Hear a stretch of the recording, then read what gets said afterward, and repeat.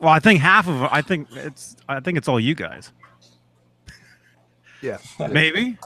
I don't know. Hey, this is Johnny Beane, live, 5:11 p.m. out here in the Californias, December 22nd, 2017. And look at this. We've got almost everybody in here. It's kind of crowded. A little bit. Who's in here? We got Dave Nesdahl. Hi. We got Jared Frost. What's up? What's up? We got Jay 7/8. How's it going? Hey. Hey. And we also have, what was your name again, man? Steve Anderson. Oh, Steve Anderson. Present. Wow. Wow. You're not late, man. He's not I'm late. not late. He's not cooking a lasagna. Oh, that sounds good. He's got his 5150 guitar somewhere in there. Yeah, there's about 25 guitars behind me I can show you guys. I've got the crop circles with me right now. But yeah, the 5150's back there. Nice. Awesome. Very cool. Number 20, right? Yeah, serial number 20. That's the one. Yep. Oh, wow. Dang. Cool, man. Yeah. Yeah. So how should I just ask like one question and everybody answer at the same time? Yeah, Yep. at the same time. Yeah, it'll be all yes or no questions. It's gonna be like the dating game. It'll sound like Ness. Yo. If you were There's to a lot take of me on a famous- date, where would you take me and why? There's a lot of famous actors and actresses that were on the dating game back in like the early 70s. Yeah. That's the true. Chuck. Is that the Chuck Woolery one? Because he was the best, man. He was the best, Jerry. Yes. So like I was telling you guys before we went live here, I had to reset everything. So I've got no internet on this computer over here. So I've got no live chat. So I don't know who's Oh, so maybe I should say hello to some people. Bruce is here. Total Chaos. Pascal. Pascal. France. 7/8 with a wrench. Jeannie says with a wrench. Vinny Romano. Hey Vinny. R2, R3. I thought it was R2D2. I don't know. R2D3. R2, C3 from Mom. Michael James. Brent Z Rocks. Randall Fisher. Clayton James. Hicks 1998 Hicks. He says today is Frankenstrat Friday. Frankenstat Friday. Ben Coombs, Frank Corcoran, Douglas Bedore, Jaden James, and other people that haven't said hello yet. Michael Collins, Johnny What's Beane. up? What's up, everybody? Johnny Beane. Hey everyone. How is everybody? I'm man. I've been up since 7 o'clock, just going full force all day long. Full force. Yeah. Doing what, Johnny? I'm exhausted. Oh, driving, taking care of chickens, doing some work on the computer. You know. Cool. Obviously not enough, because your internet's not working on one of them. Yeah. Well, no, not that. Not that. I was editing, doing some editing stuff. But yeah, it's Friday. Mm-hmm. Very cool. What's the latest? You tell us. I can't even think. So where are you, Jared? Are you near Chicago? I am in Dallas, Texas. Oh, Dallas. Yeah. Dallas, Texas, Chicago. Yeah. Well, it's the same time zone. Yeah. Wait, Yeah. Steve, you're in Illinois? No, I'm in Vancouver Island, just north of Seattle, Washington. Oh, I'm in the same time zone as Johnny. gotcha. Beautiful area up there. Yeah, it's nice. It Does rains a rain all the lot. time? Yeah, Seattle does. Mm-hmm. Yeah. It's a nice guitar there, man. Which one? Yeah. Who am I talking to? You mean? Yeah. The circles. Oh yeah, yeah. I did the Dave Nesdahl upgrade with the Floyd Rose. I've got the '84 upgrade with the 37 millimeter brass block. I really noticed a difference. Actually, all my guitars I've been converting, it's a real difference. You can even tell when you're tuning your electric guitar up, how long when you even hit a note, how long the tuner actually hangs on saying that you're in tune. Like it actually sustains for longer. I really noticed the difference between the fat blocks and the skinny ones. It's a big difference. Yeah. Well, even in the Floyd itself, it's a different metal. It's Right. a different.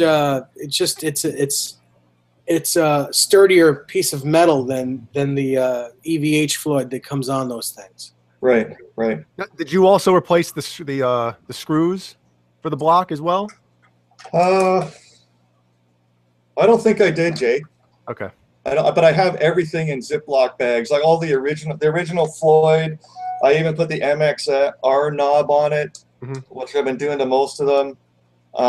All that volume knob, everything goes in the Ziploc bag. I just mark it. Hey, this came off my Circles guitar in 2017, and I know I've got all the original stuff with it. But yeah, doing little changes here and there on most of my guitars. So it's been a good year for knowing you guys. I started at the end of January after NAMM, just seeing the show, and I've learned so much. I mean, every guy or girl that's been on here, we learn something every time we watch the show, and that's why a lot of us are hooked on it, because we learn all kinds of new things every time, every show. Learn something new. It's been really amazing.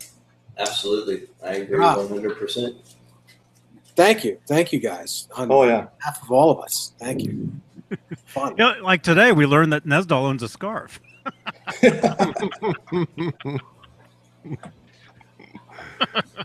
Oh man.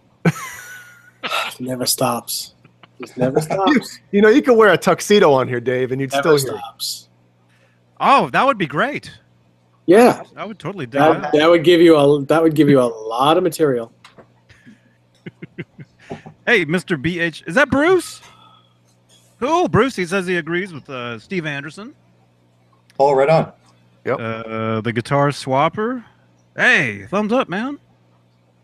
Look at this. Cool. Yeah, I'm looking on my my phone.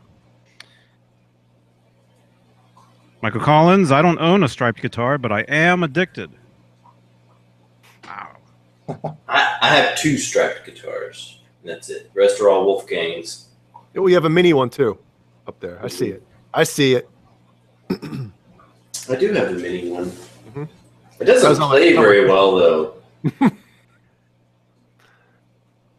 It actually plays like crap. But... Oh gosh. Well, send it to me. I'll fix it. Need smaller fingers, maybe. Yeah. Hey, my dad. For some reason, I just can't play the guitar. I don't know why. Huh? Your dad's here? My dad's here. Yeah, he's in the chat. Hey, this is Merry Christmas, y'alls. Oh, Merry Christmas. Merry Christmas. Merry Christmas to everybody. Everybody.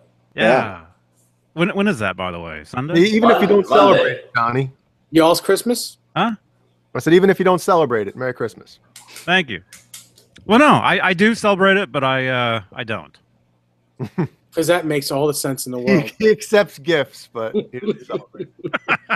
No, I sent out some Christmas gifts a couple days ago. Oh, cool. I can't wait to get them. Yeah. Yeah, he's going to send you your $15 back. In pennies. Yeah, it's good. I was stop using Zoom just because of that. I was actually doing a live chat with them last night, asking them technical questions about this and that and whatever, and words were misspelled and stuff that I was getting back On their end. Yeah. Oh yeah. I'm like, I don't know. I think the Zoom people are like 5 years old. Uh, Thus the name. So, Steve, how many guitars do you have behind you? About 25, I'd say. We better get started. Holy cow. Okay, buddy, hold on. That's got to be a really long couch. Yeah. Well, they go about 3 deep, some of these guitars, right? So I sort of did them chronologically in my life. So I got an Ibanez I want to show Jay. I'm going to grab it. Oh, yeah, man. Cool. I like Ibanez too.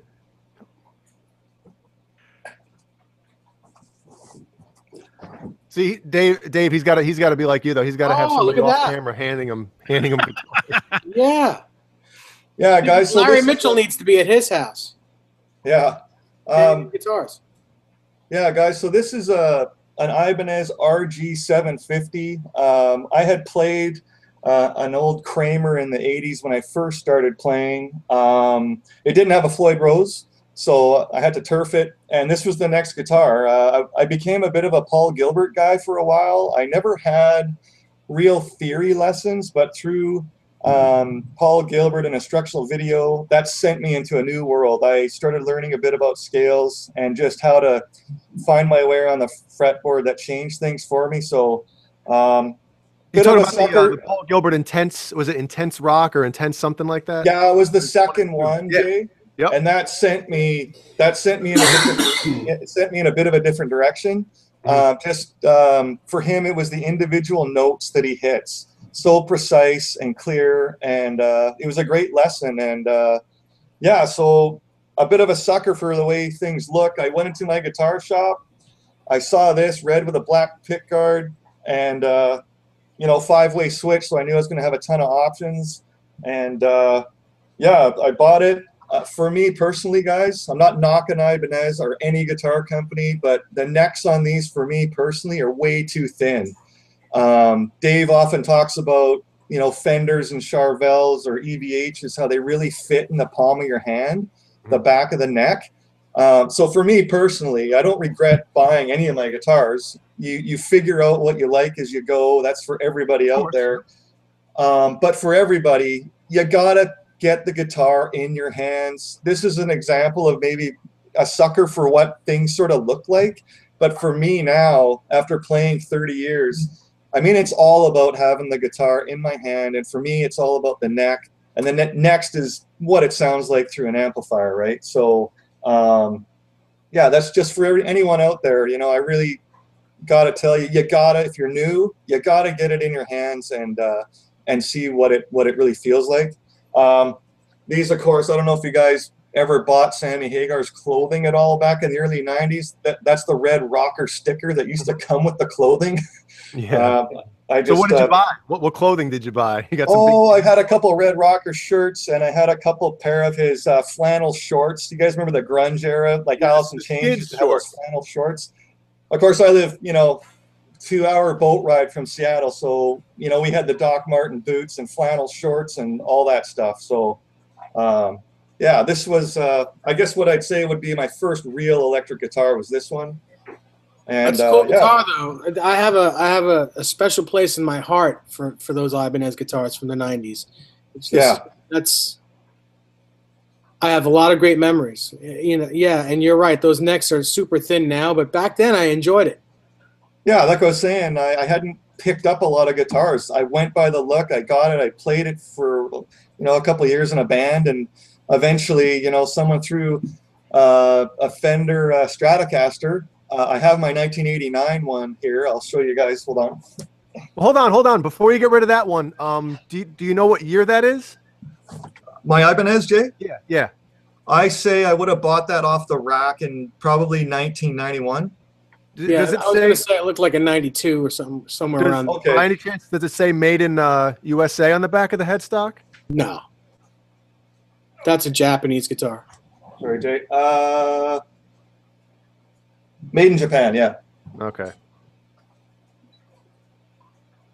Because my Ibanez RG, the one I got probably around that same time period, maybe it was like 90, was made in America, and I sold it like an idiot.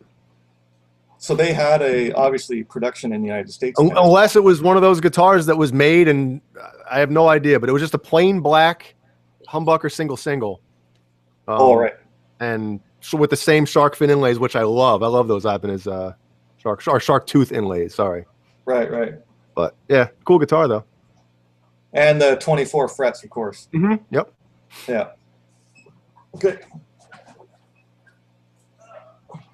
Hey, Joe Wentz. Joe, you want to jump in?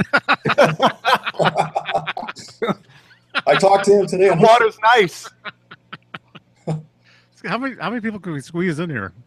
I'm sure we can squeeze a lot of people in there. Where it's just the box. Everyone holding their tummies. The small boxes take up the whole screen. Oh, that'd be funny. All right, next guitar. And then you get massive echo, and you don't know who it is. Yeah, everybody's screen is lighting up. Hush. Guys, so this was the first Fender Strat I had. This is a 1989. I've probably had it since about 1994. Back to the neck issue. Forget about, pretty much what it looked like. I mean, I like sunburst guitars, though. I think they look really cool. The tobacco sunburst. Did you make that guitar like that? Did you customize that in any way? No, that's called the Floyd Rose. That's called the Floyd Rose Special. It's called. I think that's what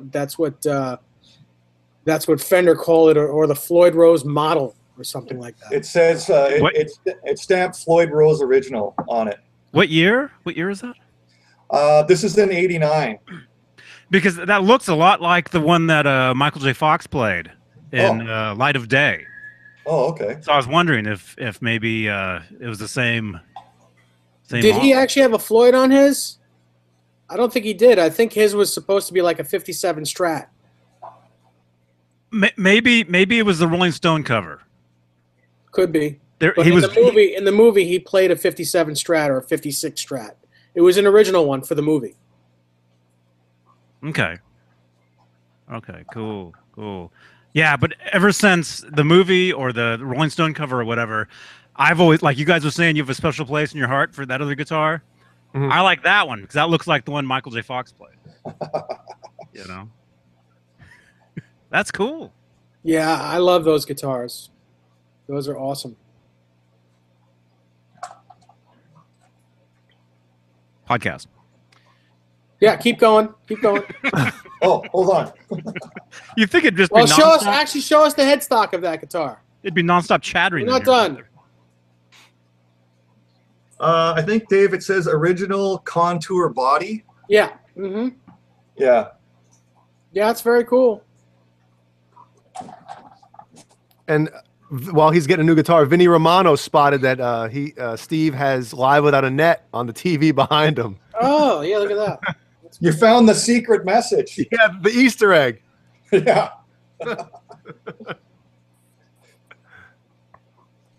All right. Yeah. So next in line here, guys, these were a limited run. This is this Washburn Sammy Hagar Cabo Wabo guitars. They only made 75 of yellow and 75 of red, and I have one of each. Dang. Oh, isn't that cool? That's cool. I've never even seen one of those. Yeah, I got to tell you guys, I really like the look of yellow, the color yellow. So I'm happy that this is the only one I have that's yellow. And you guys know I've been to the Cabo Wabo sort of regularly over the years since 1993 was the first time I went. Unfortunately, the last time Van Halen played there was 92. And always thought there was going to be one time when I went that Eddie and Alex were going to come out. I met Michael Anthony, last year, seen him over 20 years down there, birthday bashes, and the anniversary of the club is always May 21st. So that was the first time I went, was in 93.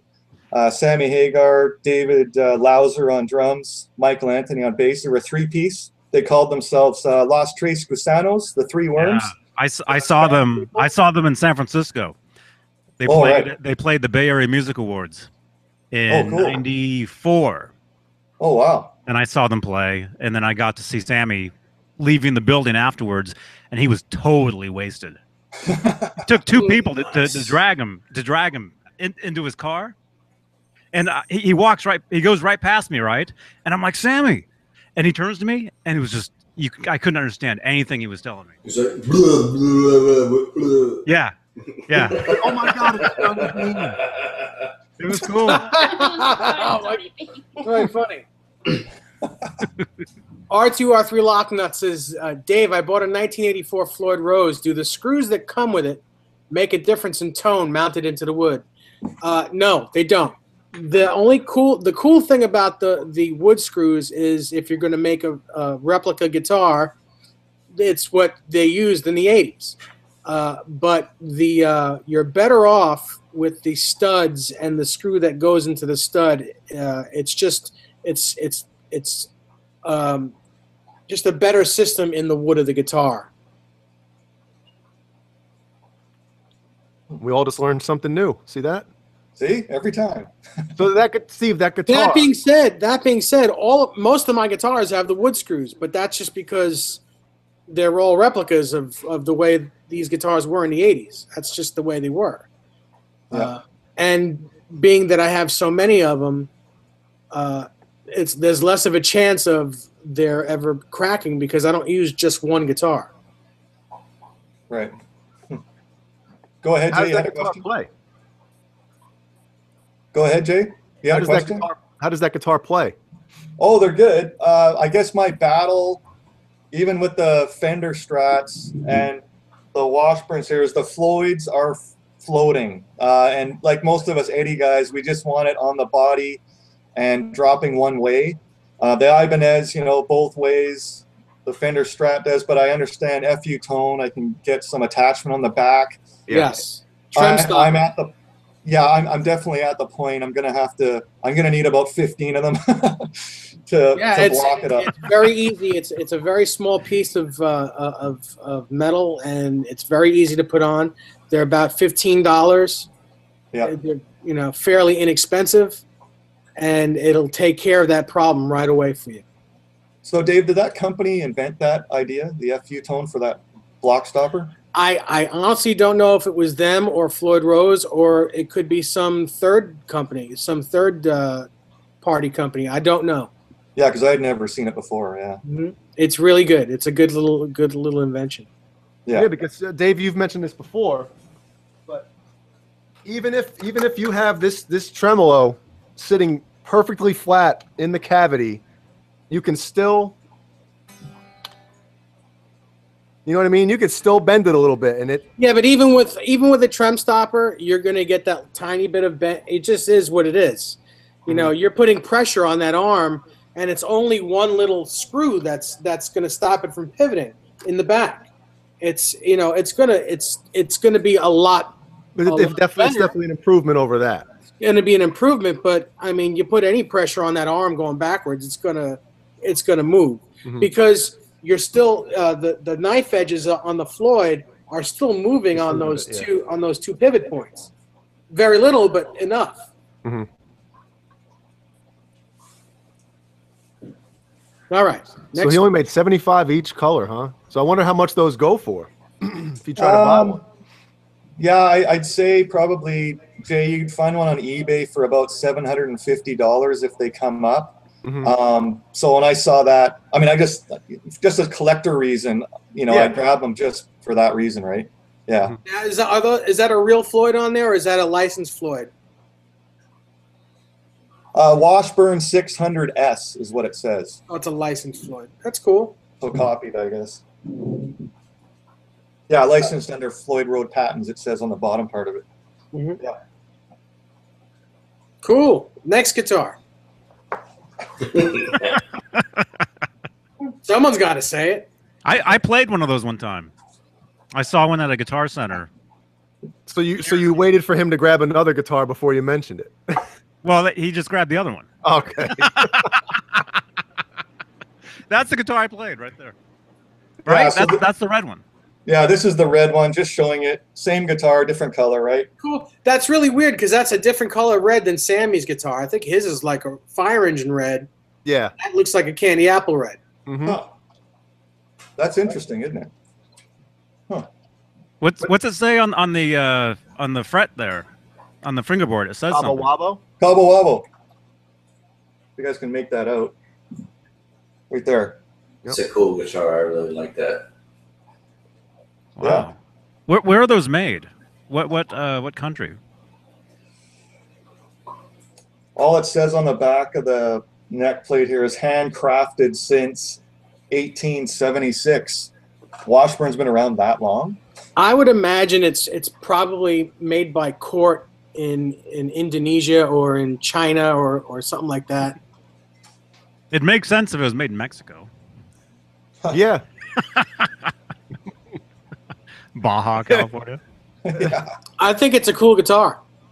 Yeah. I think those are very cool.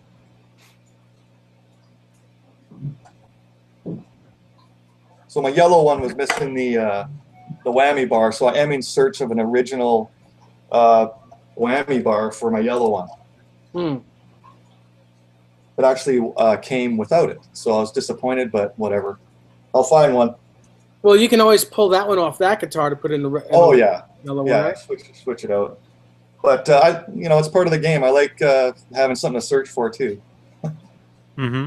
Do they both play similar, or do they feel like different guitars? Exact same. Okay. Yep. Mm-hmm. I was gonna say you can probably find one of those bridges online, like on eBay. Yeah. And it'll be the same. Yeah, what you can do, I do it for other stuff, is you can have a search, like an eBay search. Just put Washburn tremolo arm for a, what did I say, 600? Mm-hmm. Yeah, 600S, and some guy out there is going to be parting out one of these, and I can find one. Yeah. Yeah. Awesome. Next guitar. Wait, look at this. So this one, I will guarantee you, Dave Nesdell, you've never seen one of these before. Bold statement, but my buddy, Toby Hicks, no way you'd probably know him. I worked with him for a few years. He had his own company called THC. Yeah, Toby Hicks Company. He had a company in China. I don't know who. I can find out, though, in China that made them, about 300 for them. It looks black. It actually has green streaks. I don't know if you guys can see that at all. Yeah, it's dark green. Okay, if you can make it out. It's very dark. So, yeah, when he showed me the template of the colors, the green was more prominent. But, yeah, so I was disappointed that it wasn't more prominent, the green. But still, just a guitar, like $300. There's no Floyd on it or anything.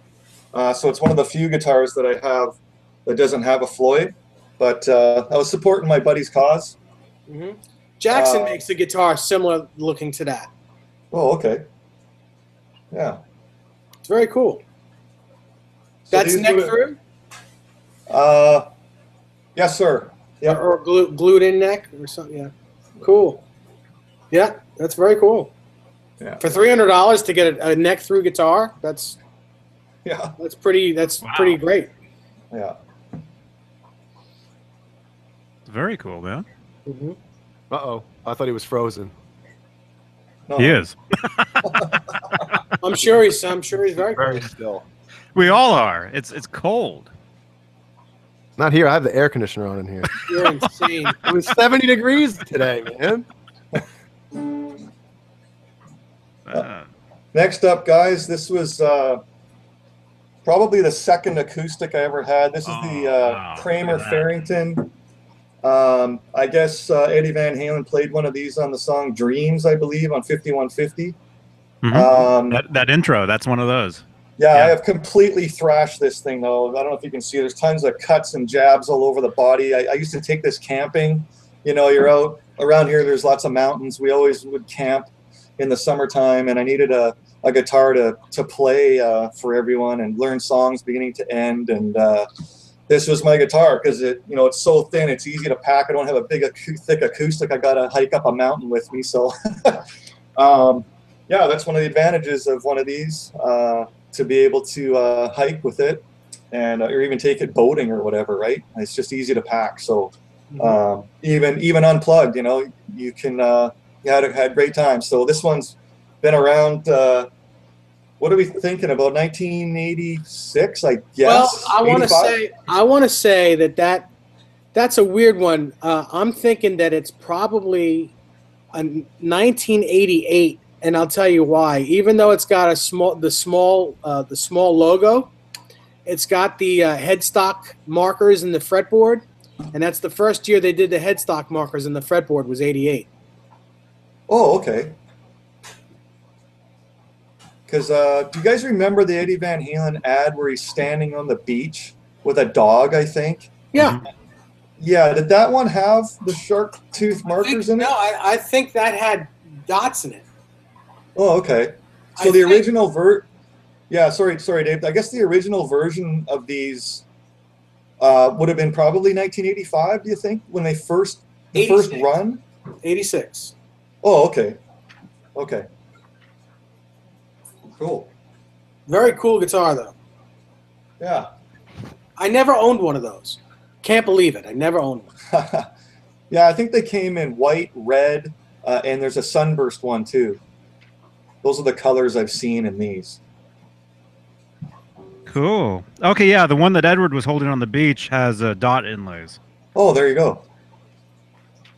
I'm looking. I think Shulman mentioned it looks kind of odd, and I don't know if he's talking about the acoustic guitar with like that heavy metal looking headstock. You know what I mean? It's kind of like an odd, but that's Well, that was the cool thing about those guitars is that neck is the same as a Kramer electric guitar neck. Mm. I always wanted one of those things. I think that was the idea. It almost like an illusion that, oh my God, look at this guy's Kramer electric guitar. Well, hey, buddy, no, it's not. It's, it's an electric acoustic. Yeah, I think Dave's right. Yeah, there was a Farrington series catalog at 1988, and the guitars have the. It looks like that guitar. Right. Mm-hmm. See, I know what I'm talking about. If anybody wants to see, this is the ad that he was talking about right there. There it is. Yeah. What dog is that? That's not Sherman, is it? No, it looks to be that's like a lab, right? A lab. Yeah. a prop dog. Prop dog. I've got one of those. A black prop dog. Mm-hmm. Oh, Johnny's blurry. Well, yeah. Speaking of Cramers, Oh God. there we go. No. I'm gonna get one of those round ones. One of those ones that say Gary. Wait a second. Hang on a second. Let me see if I can find them. Uh-oh, he's pulling the camera down. Come on. Hey guys, look at this. Hang on. Do you have? He's like, I got to get one of those round ones. Yeah, speaking of headstock.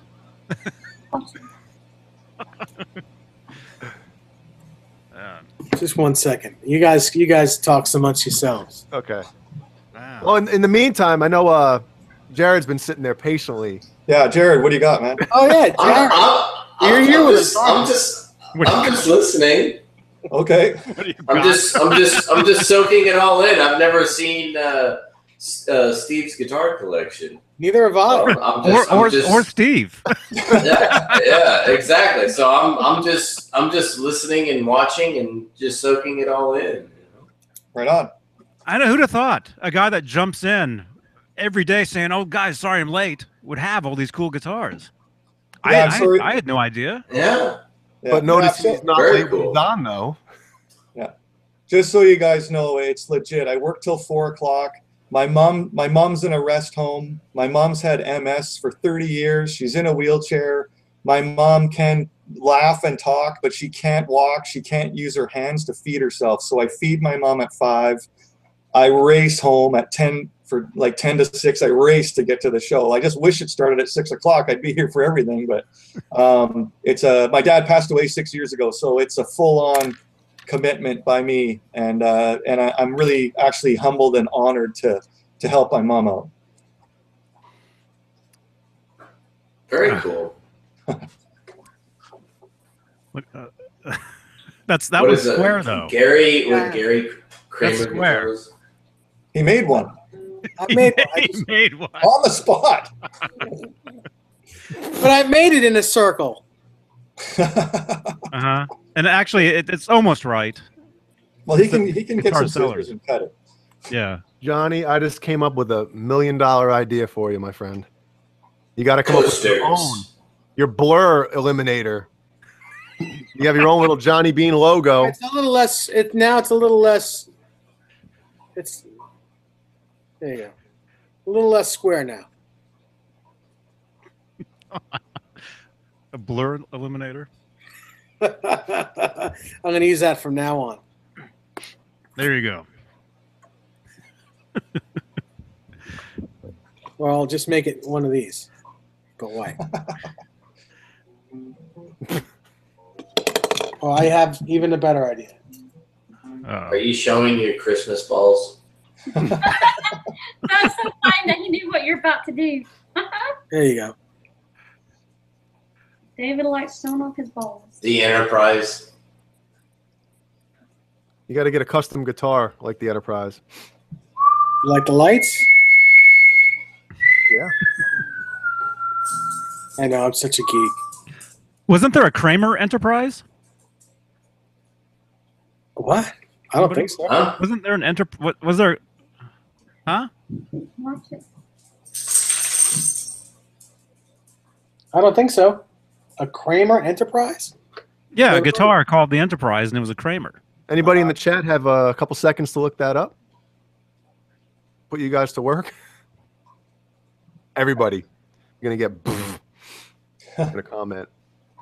There's a Kramer. I've got a lot of cool things that I can't. Well, actually, You might be thinking of the Kramer Imperial, Johnny. I got one of these, which are for the X-Wing. for the tree, and I got one of these for the tree. Somebody's really into Star Wars for some reason. Yes. So we go from showing guitars to showing Star Wars. Right, Jared? What do you? Yeah, but the cool thing, Right man, there. it is. Right there. I'm a nerd, and I'm very proud. But the cool thing Wait, about having Johnny, show both, that again. the cool thing about having both of those hooked up. Go ahead, Johnny. You talk first. Go The ahead. Kramer Enterprise. That's what I was just talking about. Wow. What? There. There you go. One of the That ugliest thing, cars. that thing looks like you could cut a tree down with it. If you didn't think it could get uglier, you showed the yellow one, and it's like, oh, That thing is God. that thing is weird looking. Yeah, it looks like a weapon. Yeah. man. All right, Showman Blue says, let's go with Steve's guitars. Oh, shit.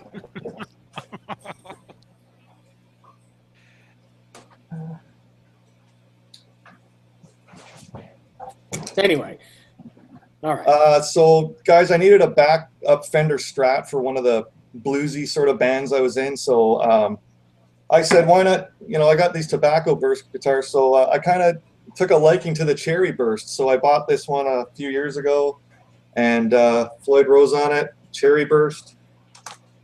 I like that. Kind of like the I color. love that color. Yeah, it's pretty cool. And I don't know if you can see, Dave, there is kind of sort of these black little streaks in it too. Uh-huh. And it went really close up. I mean, I can really see them, but I don't know if it comes across on the screen. No, I can't see him. Yeah. Oh yeah, I can see. Yeah. That's wood grain. I guess it's a flame top, or it could be a photo. Is that a made in Mexico guitar? Remember that photo flame Strat? Yeah, Dave, it is made in Remember that? Mexico. It might be a photo flame, or if it isn't photo, then it's a very thin piece of maple. But it's cool, nevertheless. Original pickup, Steve? Yeah, Jay, this no customizing to this one. And again, back to the neck, it just feels right for me personally. Always the Fender Strat. And then we'll get into the Charvels here in a second, but obviously I don't know if Dave, the Charvels always had the same kind of profile as a Fender Strat, or is that since Fender took over Charvel, they kind of... No, well, they're really... they're really a bit thinner, a little thinner than Fender in the back. Okay. And they're usually 1 3/4 at the nut. Whereas Fender is 1 5/8, which it's a little smaller at the nut.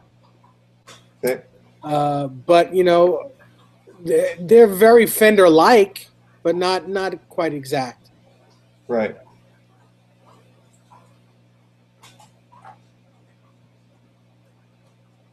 Podcast. I'll grab another one. You guys can't even hear me. My microphone's off. Look at this. Here's the Enterprise. You ever seen the Triax? You guys ever seen this stuff?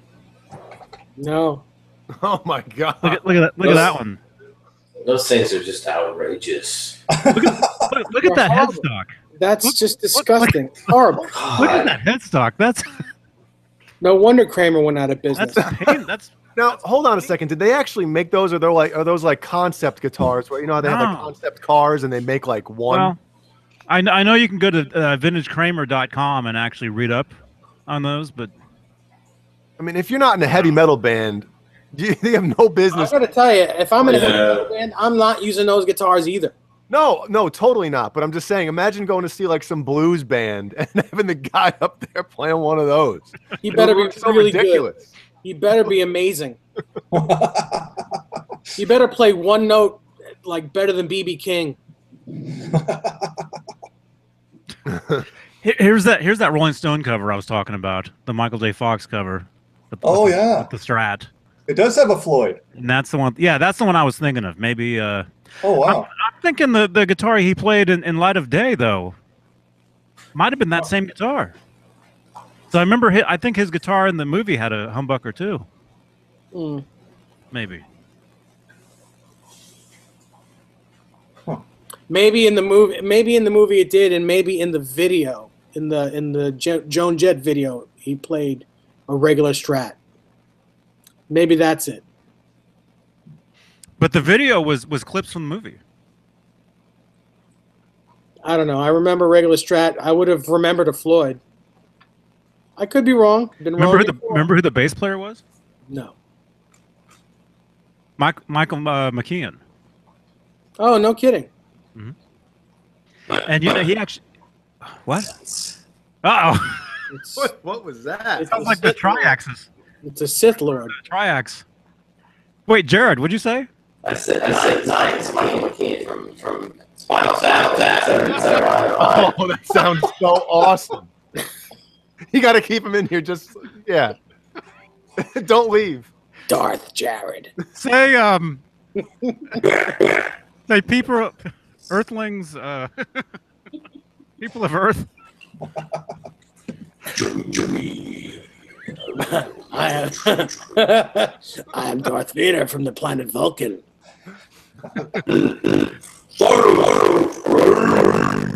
Oh my! That's funny. Now, is that something you're doing on purpose or no? No, it's his audio. This happened. His audio? This happened. Yeah, Jared, your audio sounds like a robot. Nice. I'm naturally that.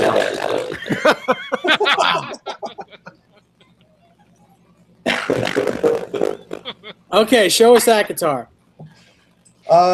Yeah, guys. So I guess like all the dreams you'd have as a Van Halen fan, for me it started, unfortunately, I was late to the party. It was Sammy Hagar 5150 tour. That's when I became a fan. Always said, oh man, are they ever going to come out with a striped guitar? Kramer coming out with one. And you wait all these years. Finally, I guess 2004, the Charvel EVH Art Series, all of a sudden I'm like, are you kidding me? I can get a Bumblebee? Because I had, you remember the guy in Las Vegas? I think his name was Ed Roman. I don't know if that's Mean Street Guitars or whatever. No, it's Ed Roman. Ed Roman is Ed Roman. Okay, so anyway, I contacted the guy probably around year 2000. I was fed up, and I don't mean any disrespect to Eddie.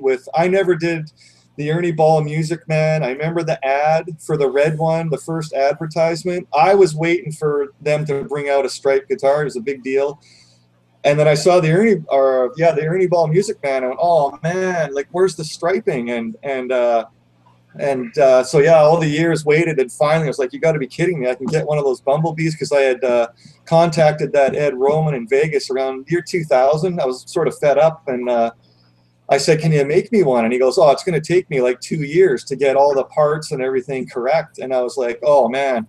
But then bang, here we are. Are you kidding me? I can get a Charvel like EVH Art Series. This was my first delve into the Stripe Series stuff. And up here in Canada where I live, this is about $3,500 it cost for me to get this brand new. And but had to be done.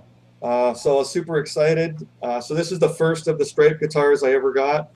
And I've done no modifications to this one, just an expensive guitar. I figured I'll just leave it the way it is. Doesn't have the 84 Floyd on it. I haven't changed it out. But who knows, that could change. Still has You don't need to. You don't need to. That's a real Floyd. That's not an F1000. That's a real Floyd. You might maybe you'll want to change the collar and the arm itself to the old style, but I'd leave that Floyd on there. That's fine. Yeah, I was just looking. You could see it doesn't say EVH Floyd Rose. It just says Floyd Rose on top. Yeah, that's legit. Yeah. So yeah, I was just going to talk about that. Dave was mentioning, we've gone over this before, but anybody new, just on these Floyd Roses, the newer collar, I mean, it's a lot higher when you go to grab the bar. When you grab the ones off the 84 with the original collars from the 80s, and they got, you know, the original Floyd, you can buy them new as a sort of a reissue thing. It's a lot lower to the body when you grab the bar. That's just, I know, because you know, we all know because we played them, right? But there is a difference. Yeah. Yes.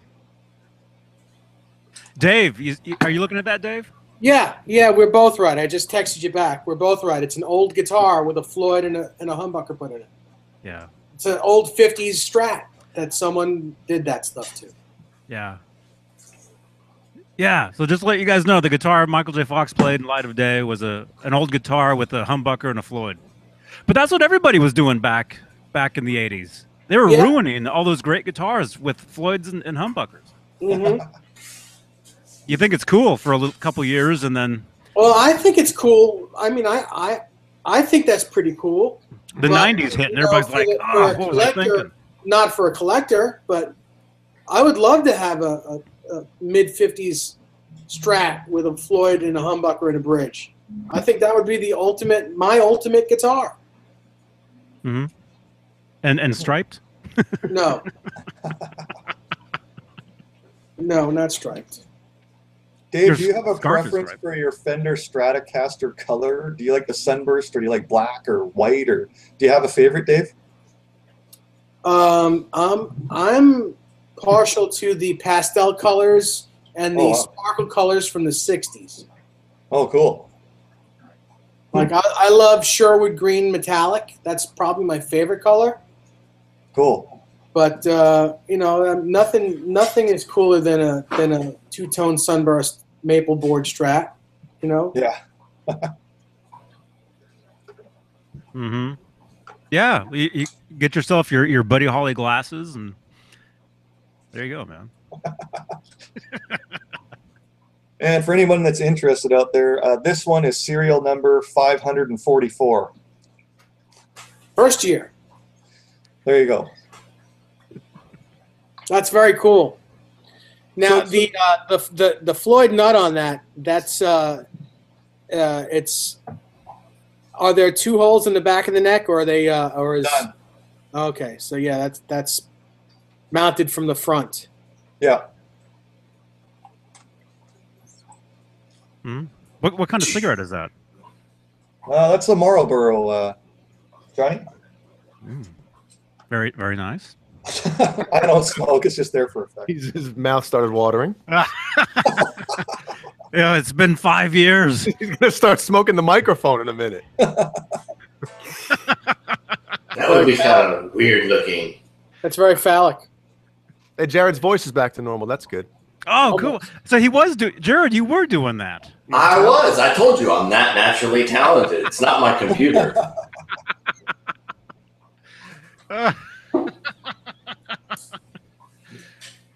You only get 1/4 portion. Oh.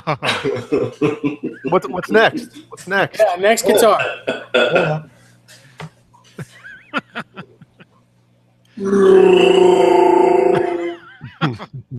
Did you see Last Jedi yet, Jared? I have not. I'm gonna see it this weekend. I'm on a 3-day weekend this weekend, and I'm gonna see it this weekend for sure. Oh yeah, I'm going tomorrow night. Oh, right on. Nice. So Johnny, when I saw it, I had like a reclining seat. Every time like a spacecraft was bumped, my seat moved. It was 3D glasses. It was the full. Are you kidding? It was the full $16 experience. Plus, let's see, about $8 for popcorn. Every time Chewbacca talked, you itched. Yeah.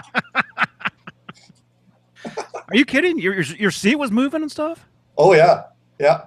Hold on a second. When you say reclining seats, did they actually recline decently, or were they? Because where I was in New York, there was a movie theater a couple minutes away that opened up, not too long before I moved. And you know, the whole thing, reclining seats. They literally reclined like this. And that was it, man. And I'm like, what? It's not You even got your inch worth. Yeah. There's a movie theater not too far from me called Look Cinemas, and you sit in a full-on leather recliner. Lazy boy. That thing will lay completely flat. 2 cup holders on either side, and it's electrically reclining. So you just hit the little button on the side, and yeah, it's awesome. How much is a ticket? Yeah, about $15-16. You know, and they have beer and full wait staff and everything. You know, so you don't even have to get up unless you have to go to the bathroom. Well, they'll rectify that next. Yeah, that's what the second cup holder's for. One's for your drink, and then the other one, yeah, you get it. They give you an extra cup. You get 2 cups with your. Well, Jay, that's why I told you. That's why I get those large Starbucks. You know? The bladder buster. And wait a minute. That cup is not nearly big enough. If you've been drinking. Yeah. You have to pour it out and continue. You know. Oh. I've done it. I've had to do it. I was in San Francisco one time. There was nothing. I had that cup with me, and I found a parking spot, and can't believe I just said that. But. Yeah, and you're always like, yeah. Just to let you guys know, if you guys, that scene in Dumb and Dumber is like, yeah, Harry, when you get a chance to pull over. Here, go in one of these empty beer bottles. Hey, the Bat Dog's here. Bat Dog is here. It's Yoda. Wait, when she puts her ears back, she looks like Yoda. Look at what he's got now. I guess most of us guys, you like one guitar. You're investment-wise, I'm sitting there. You know what? If I've got the Bumblebee Charvel EVR series, EVHR series, sorry, you know, I got to get the red with the black and white stripes. You got to do it. So same guitar, basically, different paint job. Just had to have one. Awesome. Serial number 831. Cool. Dang. Wow, that's one of the ones that was recalled. Really? And I'll tell you why. Look at the seagulls on that guitar, because that's a little weird looking. That looks. Look at the bottom. Look at that bottom part. Not really. That they were not, and the color also. That's awesome, because that's one of the guitars that they did not find. It wasn't painted correctly. So you have a real. Okay, I got you. That was me. You have a real cool guitar there. You're presented. Yeah, I mean, how many did they recall? The whole first year of the red ones, because they were made incorrectly. Wow. They were painted incorrectly. Wow. So yeah, you hold on to that, man. Yeah, this is another one. I'm not modifying anything. It is what it is. For the investment part of it, I figured the the red with black and white stripes is probably going to hold the most value, I'd say, depending on the guy buying it, right? Yeah, they're only worth what someone wants to pay for it. But just because that was one of the guitars that it was recalled. They recalled all of them. It's amazing that you got one. And it's amazing that you're giving me that information, Dave, because I had no idea. Yeah. Yeah, that is amazing. Huh. That's cool. He was about to take a chisel to it. Yeah. Put a humbucker in the middle position there, and a I hate single this coil in the guitar. bridge. No. And And another gonna- single coil on the 12th fret. he was gonna paint it sunburst and put a Floyd another. That's really cool, Steve. That's a really cool guitar. Wow. Who knew this guy had all these guitars? I just thought he had a 5150 and maybe a couple other guitars. Who knew? Dang. And you're a big Warren DeMartini fan too. Yeah, I really enjoy Warren's playing. Even some of the albums sort of in the 90s that aren't so well known because unfortunately they didn't have a big hit. But there's one album, I think it's just entitled Rat. I think it's got a red and yellow cover, a guy walking or something on the street or something. There's some great songs on that. But anyway, yeah, big influence. And when I saw this one, just the snakeskin, I had to have one. And there is another model that's more expensive. That's about $4,000. This one was about $1,800. The one that's $4,000, I know the headstock's painted like the snakeskin. Right. But for me, even just forget money, just looking at it, I mean, this was for me because I'm sort of a maple fretboard guy. Charvel, I'm not going to pay. Basically, in my mind, am I going to pay $2,000 extra because the headstock's painted? Mm-hmm. But not for me. This is the one. You see something off, I'll get that, right? Now that one's a USA one, or is that a made in Mexico as well? Made in Mexico. Mm-hmm. Maybe that's the difference, Dave. Yep. So That's the other one. That's the difference. Okay. Still a great guitar, though. Again, it's not through the back. The Floyd. Yeah, none of them are. None of them are. None of the American ones are either. I don't believe. I think all of the DeMartinis, they're all through the front. Right, and actually, like when you rub your hand on the paint here, you actually do feel the grooves. You do? Yeah, a little bit. I have never seen one close up, so I always thought it was just a paint job. But if it feels like snakeskin, that's even cooler. Yeah, it's got neat grooves into them. I'd say it's kind of we're kind of indented. Like each piece is it feels like it's indented. Yeah. Yeah. That's cool. That's beautiful. Yeah, the first two Rat albums are phenomenal. I haven't really. Yeah, the one you're talking about came out in '99, self-titled. It's like a yellow cover with somebody walking. Yeah. Looks like I drew it. Yeah. Actually, no, it doesn't look like I drew it. Yeah. But they there's some great songs on there, but just so many bands out there, and whether they get a hit or not on the radio, I guess determines whether a lot of people are going to hear it or not.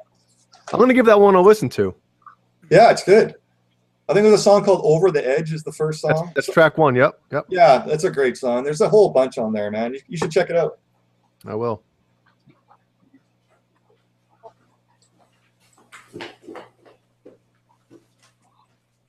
It's too hot. Was that Chewbacca? Jared, have you seen that video? Have you seen that video of all the Chewbacca noises? People like shutting drawers and just moving, making a bunch of noises with different stuff, and it all sounds like Chewbacca.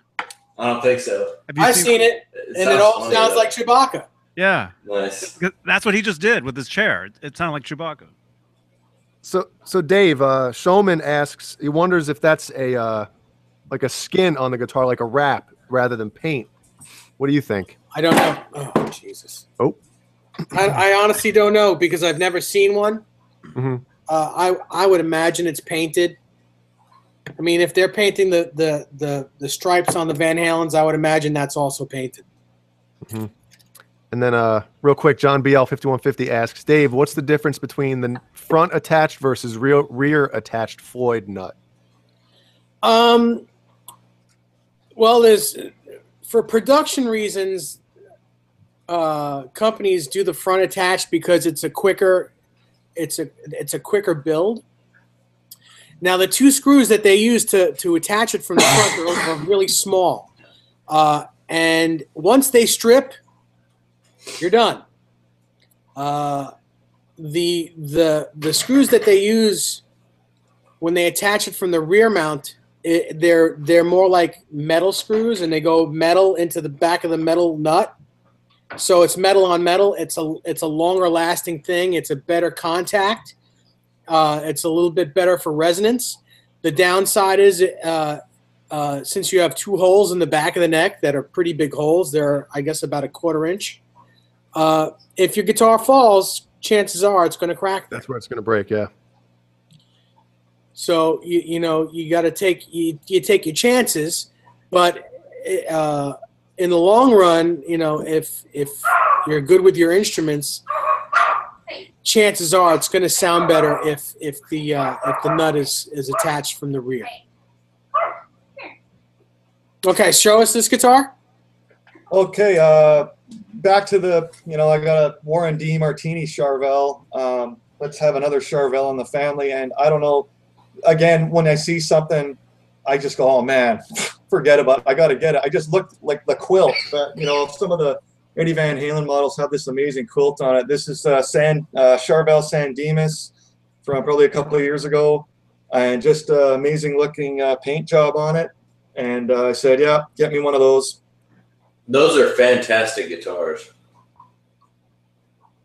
Yeah, that's beautiful. That's absolutely beautiful. It's black on the back.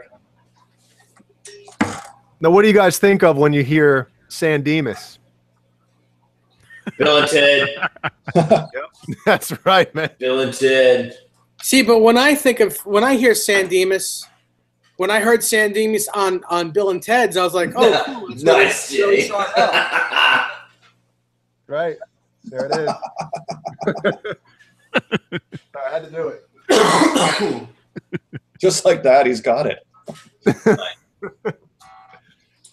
So, guys, I think yeah, sorry, Jared. I think the hardware on this is kind of that, I think they call it nickel.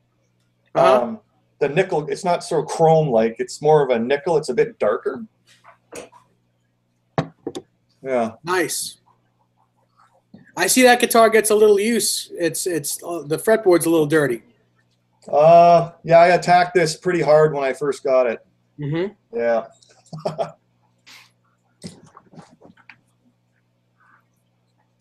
Johnny will be right back.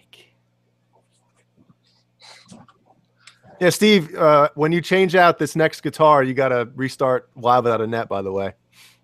Oh, it is. It's on. Okay, I see the. Is that the end or the very? That's the end, right? Yeah. That's the part you can't show on here. Yeah.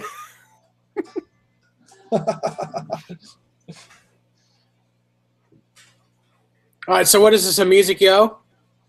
Yeah, this was, one day, this is before I met you guys, and I'm actually doing a Kramer 5150 build from Musicraft. I'll show you that stuff later.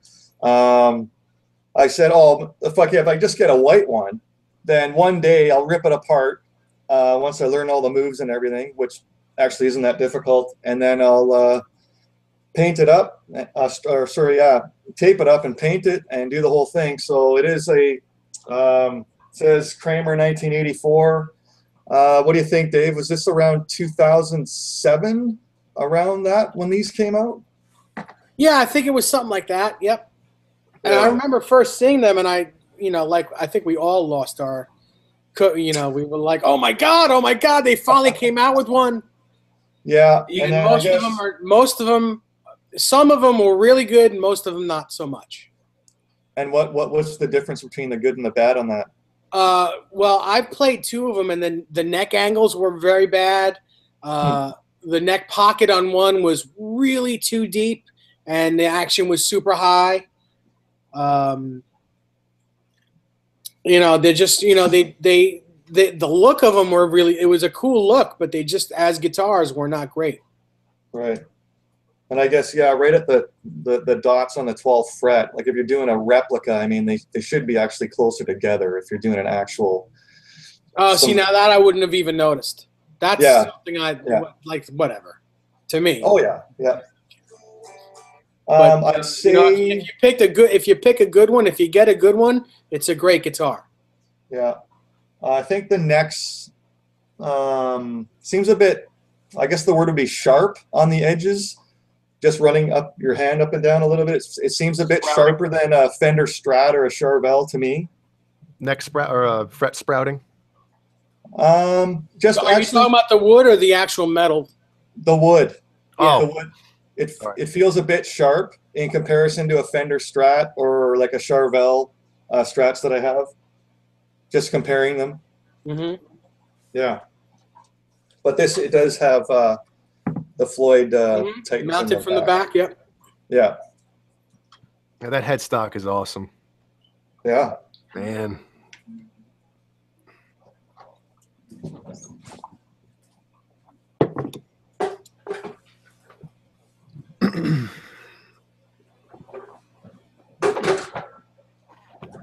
Now you're talking. I love sparkle finishes. Love sparkle finishes. Yeah. So this was inspired actually by Johnny Beane. He pulled one of these out, and again, I guess we all lost it. And I went on eBay, and for $275, this is a Fender Squire Stagemaster reverse headstock. No Floyd, but yeah, I guess we mentioned that the color, where the color hits it, it's kind of a different color. Yeah, where the light hits I it, love rather. that guitar. Yeah. Very, very sparkly, very twinkly. I love Is that Rain Man? Yeah.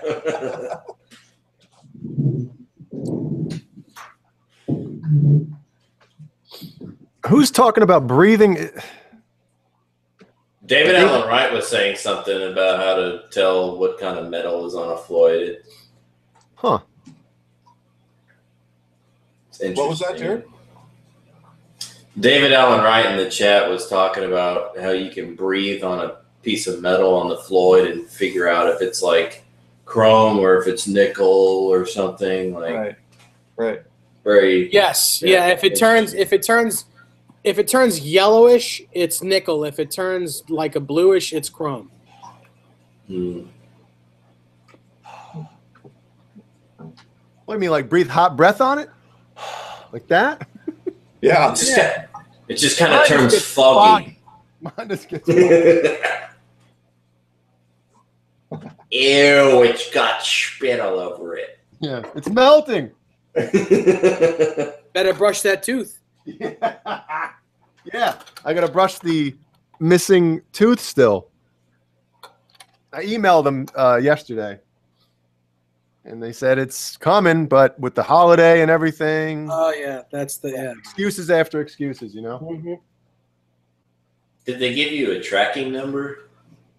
No, but I don't know if you know the news, but I asked for a new saddle for it. Right, I saw that on the show last week or the week before. Yeah, then they said, well, we're just going to ship you out a whole new Floyd, and they shipped me out a black Floyd. So I called them, and they're like, all right, we'll get you a chrome one. So they're going to send you a pink one next. That might be it. I can't do that. That might be kind of colorful. Yeah. Doesn't FU Tone do neon Floyds? Yeah, he's got some crazy colors on his website. Okay, so what's that acoustic? Oh, so guys, other than earlier days being in a blues band and being in a rock band, and so a friend of mine lives a couple blocks from here. He has basically a jam once a month. There's 3 guitar players, a drummer, a bass player. A guy shows up, plays the bongos. If you want to come play harmonica, you can. So I sat there and I went, well, there's already 3 electric guitar players. What could I add here? A bunch of fun guys. And I said, man, why don't I just play acoustic guitar? So, yeah, in that jam that I do, this is a Takamine acoustic electric. This is a guitar I play jam with those guys. Says, Santa Fe, Takamine Santa Fe. It's probably about 10 years old, this one, but also has a pickup in it. But with those guys, I can pretty much just go straight into the monitor and jam along, no problem. So you play along with mushrooms? A bunch of fun guys? It's fun, man. Oh my goodness. Yeah, lots of classic rock and just jamming. I sit right in front of the drummer. I love the sound of the drums. It's surprising, actually. I guess a lot of guys say that if they were to have another choice, they'd be playing drums. I love the thud of the drums right behind me and the crash of the cymbals. It's one of my favorite things, actually. But yeah, it's good times. Nice. Do you wear earplugs? No, sir. Oh, I don't know how some people do it. I guess I like it that much. The drums are just they're so loud. Yeah, the hi-hat so and the china. loud, man. Johnny's MIA. Yeah.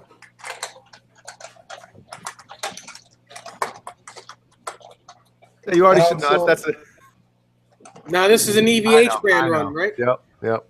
Yeah. So you guys saw the crop circles one. With the crop circles, you're like, oh man, forget about it. The Unchained guitar. Oh my God, they made one of those. Gotta have one. You do it, and then of course me, I'm like, well, if you got the crop circles one, I gotta have another one. So let's get the red with the black and white stripes. EVH.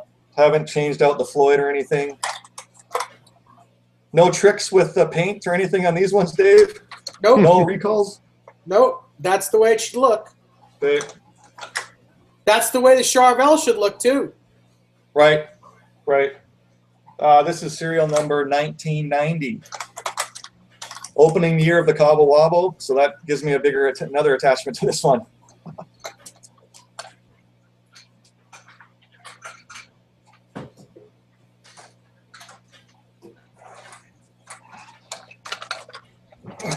Now we're getting down to business. Brass tacks. Yeah, rest.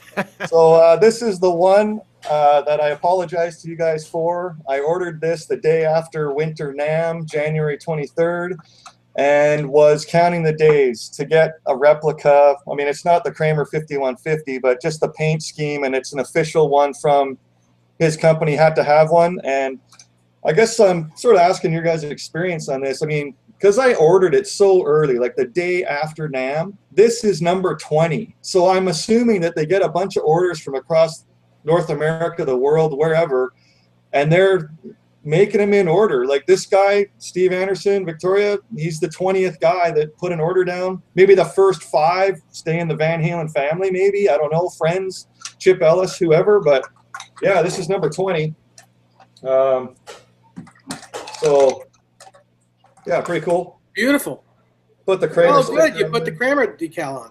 Yeah, I just got on a string tree to drive in there too. So I just got a couple different ones. I'm trying to get a good match for it.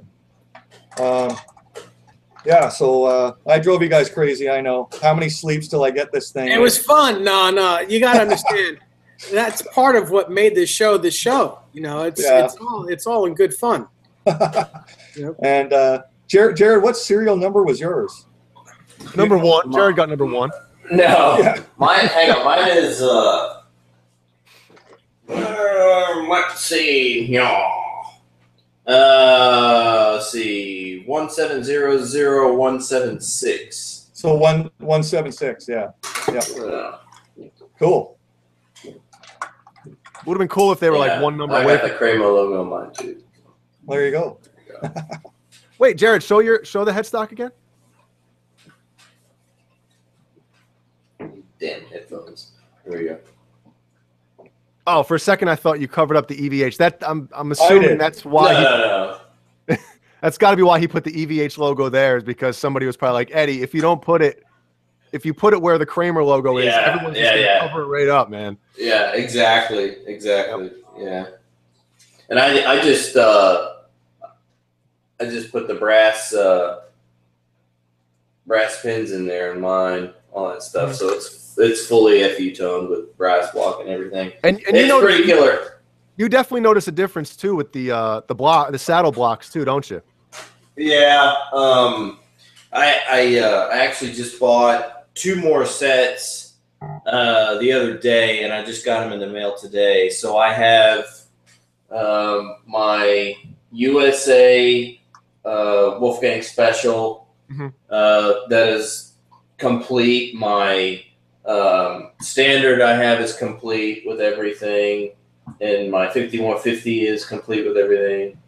So I need 3 more sets of brass pins, and then all of my Wolfgangs and every guitar with a Floyd except my Ibanez will be done. Awesome. Yeah, once you go big block, never go back. I can't think of anything to rhyme with that. Once you go big block, you never go Bach. Sebastian Bach.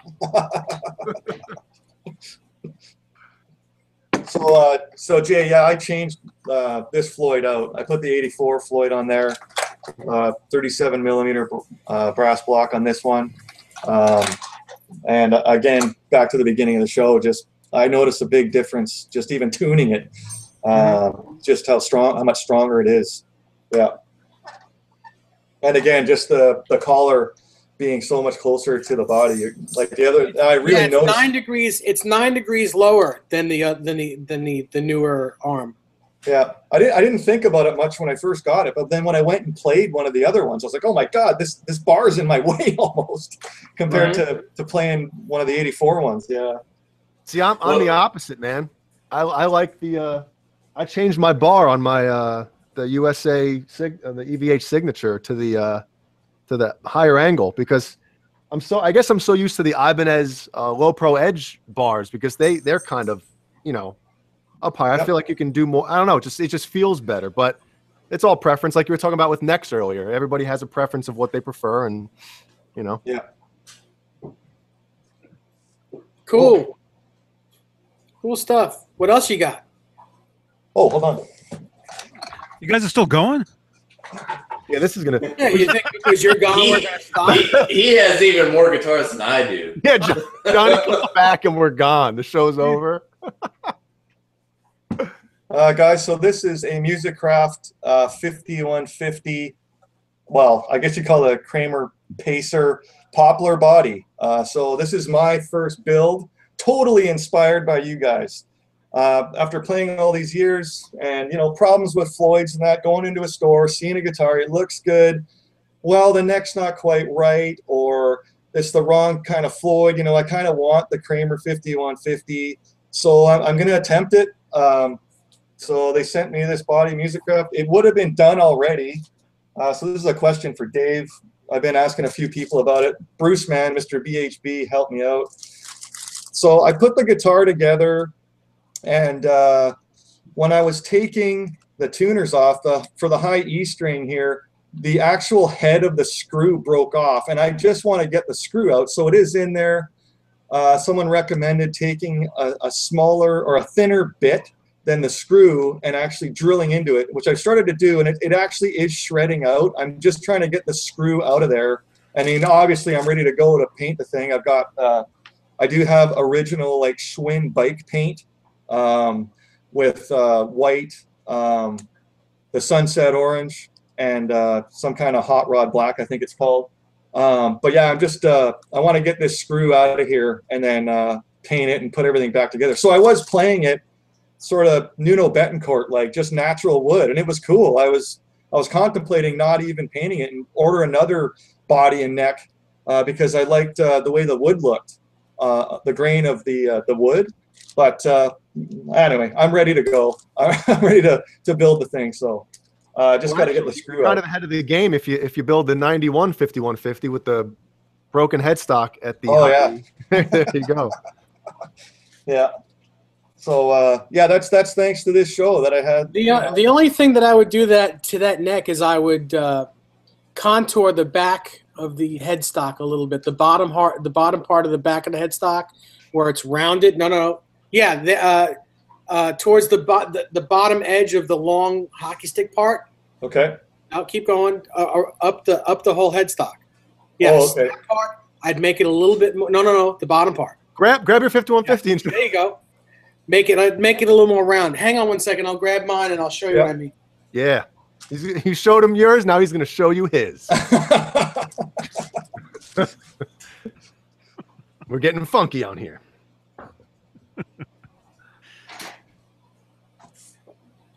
Look at that. I've never actually seen Dave's like full body. I've never seen that before. That's. I'm a full-bodied guy.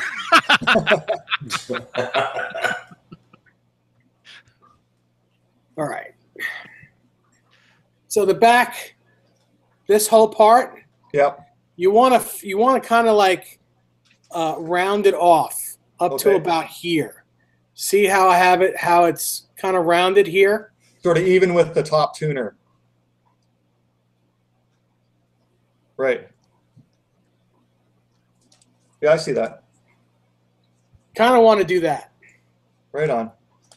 And then, Dave, there's that one paint line or something in one of the horns. Is it the bottom horn? There's a red paint line. Yep.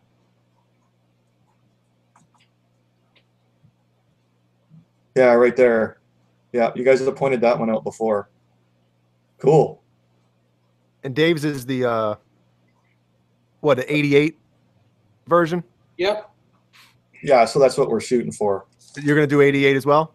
Yeah, before the break of the headstock. Yep. Because eventually, when I do mine, I would like to do the live without a net version. You know, not so crazily worn, but right. You know. If I was to ever do one, that's the one that I would want, because that live without a net video, that's like when I was a kid, that's what I remember the 5150 guitar as, and that's what I want it to look like. Same here.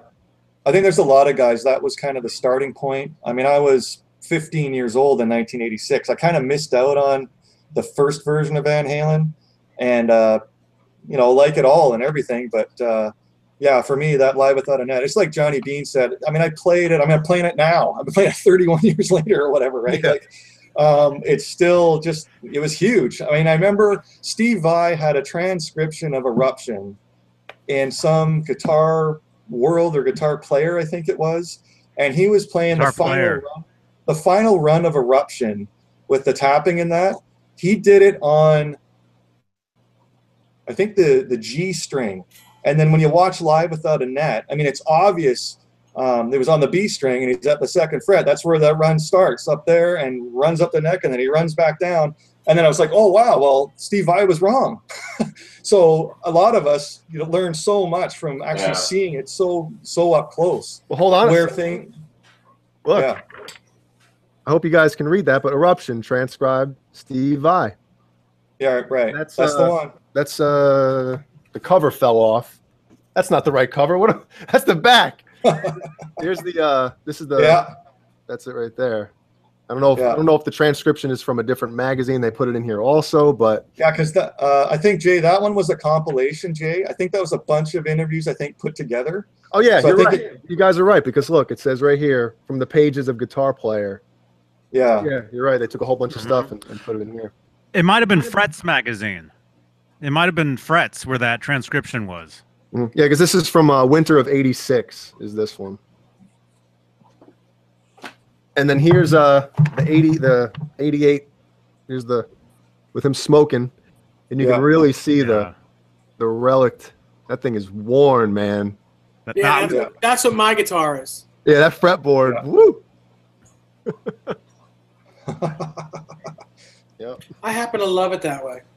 I love it that way, man. I keep dropping. She's gonna be pissed.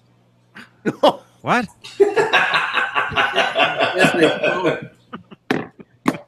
Her phone keeps getting stuck on my shoe.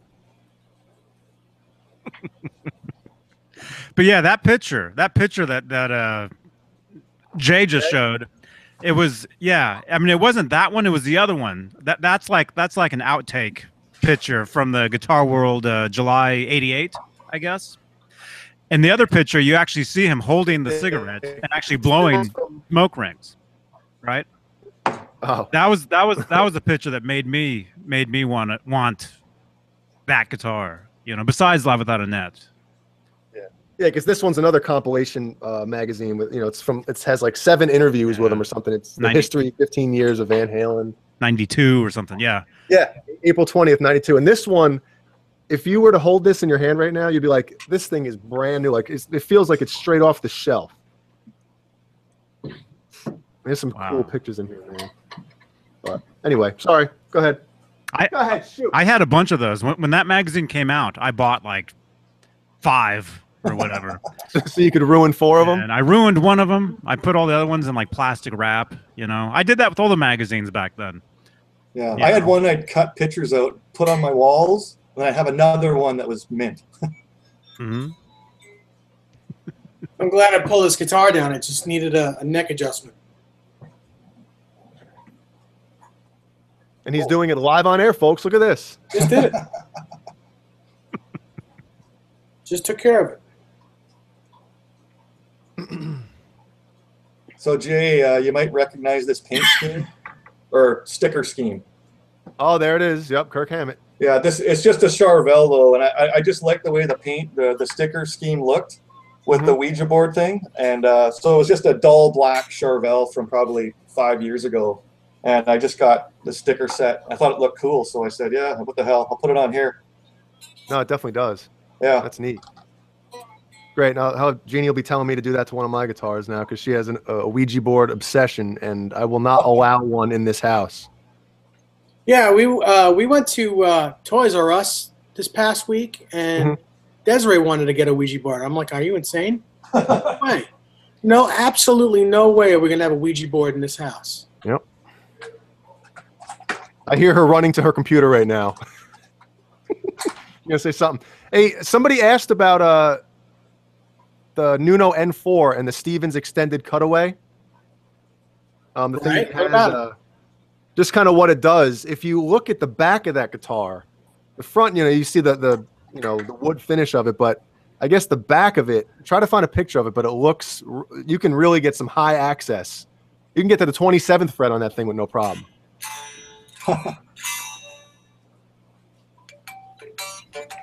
So, Jay, it's just a piece, an extra piece that you can remove to get that high on the neck? I don't think you can remove it. Oh, okay. But it's you know. I just thought I saw something like that on one of the bodies where you could take a chunk out to get higher if you wanted to. Maybe not. Yeah, I've never seen any other production guitar with that Stevens extended cutaway in it. I mean, I could be wrong. There isn't another one. It's all it is. It's a Washburn thing for just that guitar. It does have a very different body shape. It's kind of similar Strat style, but if you look at the cutaway, it's a little bit more exaggerated. Oh yeah, this is on my MacBook. I don't know if this might be able to. Oh yeah, you can see that. Look at that. Yeah, that's something. That looks killer. Yeah, I've only seen the back of that guitar like not too long ago was the first time I saw that, and I was like, whoa. So that's completely, and that's pretty cool. Yeah. Yeah. Yeah. Well, Johnny is missing again.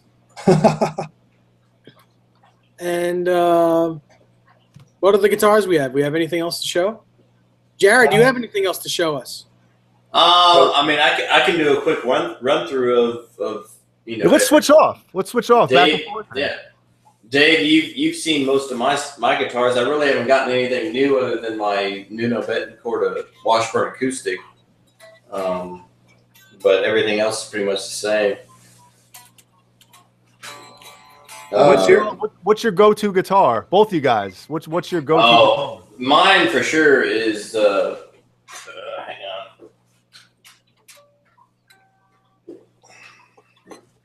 on. Mine is my made in China Wolfgang Stealth.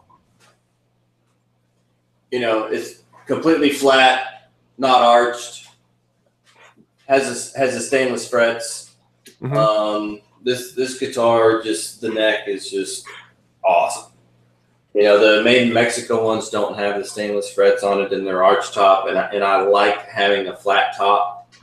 But this is definitely my go-to guitar for playability and comfort.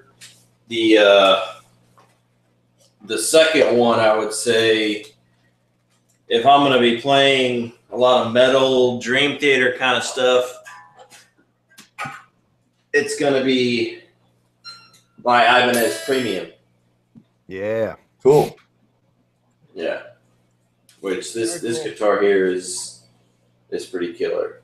Mm-hmm. You bought that new, Jared? Yeah, I bought this new 4 or 5 years ago. Oh, okay. That's a cool, cool paint job it has. Yeah, it's purple. It's real pretty. It has the Edge 03 trim, which it is floating technically, but it has a giant set screw right here that you can adjust it, which adjusts the angle of it, but it's actually not real sensitive as far as being able to push back on it. So it stays in tune. Absolutely unbelievable. Yeah, don't those it's fantastic. Don't those tremolos? Isn't there something about it? No matter what you do to it, constantly, every time you move it, it'll return to zero, no matter what. Yeah. Right. You pull back on it, you pull forward, and it goes back to zero. So yeah. It's pretty cool. I mean, and there's not really any upgrades that I know of to it, you know. But it has the DiMarzio super distortions in it. Mm-hmm. So it's just a killer guitar, you know, for $800. Yeah, it's awesome. It's one of my favorites. What year is that one? I got it back in 2000 and I would say probably 2013. Okay, because Ibanez usually puts like their serial numbers usually have, you know, like the last couple digits will be like the year it was made or something. It's uh-oh, you're starting to get a little. Ooh. God, that sounded really like the other night. 98.6. Oh my God. That guitar's from the year 2064. I don't know. His guitar hasn't been made yet. It's made in Indonesia, C0854C. It was made on Mars. Yeah, so maybe they don't do that anymore. Yeah, I don't see an actual serial number. I think that's just a model number. My what? This one's probably my other favorite for really weird stuff, but that's all Floyd. That's the Buck Rogers model.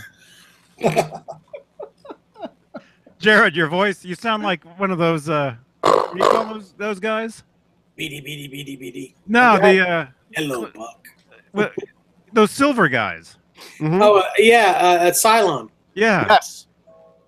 I have no clue what you're talking about. Battlestar Galactica? You're doing Cylon voice. I've never watched that show. Oh, my God. You got to watch the original series. It's great.